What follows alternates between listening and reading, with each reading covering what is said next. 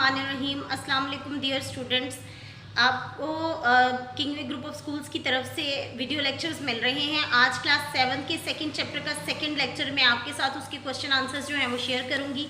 Second unit है नाते रसूल मकबूल। इसका SLO नंबर 4 जो है वो हम प्रीवियस लेक्चर में क्लियर कर चुके थे। SLO नंबर 1, 2 और 3 ये हम आज के लेक्चर में क्लियर करेंगे। नंबर 2 SLO जो है ये नए अल्फाज के मायने और तलफ़ुज़, अल्फाज और उनके मायने ये भी आपने रजिस्टर पर राइट डाउन करने हैं। जितने भी आप इसमें से सीखेंगे और जितने भी यहाँ पर जैसे ये भी ख़ास अल्फाज दिए हुए हैं, आपकी एक्सरसाइज में भी अल्फाज मायने हैं वो आप अपने रजिस्टर पर राइट डाउन करेंगे और हमद और नात में फ़र्क जान सकेंगे। ये भी आपने अपने रजिस्टर पर इसका डिफरेंस, इसका फ़र्क जो है वो आपने राइट डाउन करना है। अब ये देखें, हमारे हार्ड फॉर्म में जो हमारे पास क्वेश्चंस थे उसमें क्वेश्चन नंबर 3, 4, 5 और 6 जो है वो हमारे इस लेक्चर में क्लियर हो रहा है, वो मैं आपको यहाँ से बुक पर से बताऊँगी।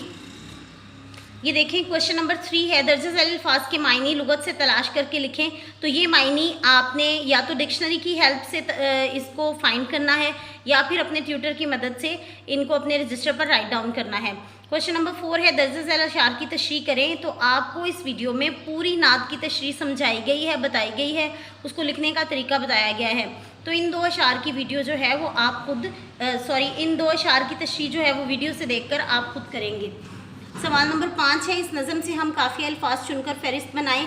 हम काफ़ी अल्फाज ऐसे अल्फाज होते हैं जिनकी आवाज़ जो है वो सेम होती है और वो बार बार नज़म में दोहराए जाएं। तो आपने इस नात में से हम काफ़ी अल्फाज चुनने हैं और उनको अपने रजिस्टर पर लिखना है।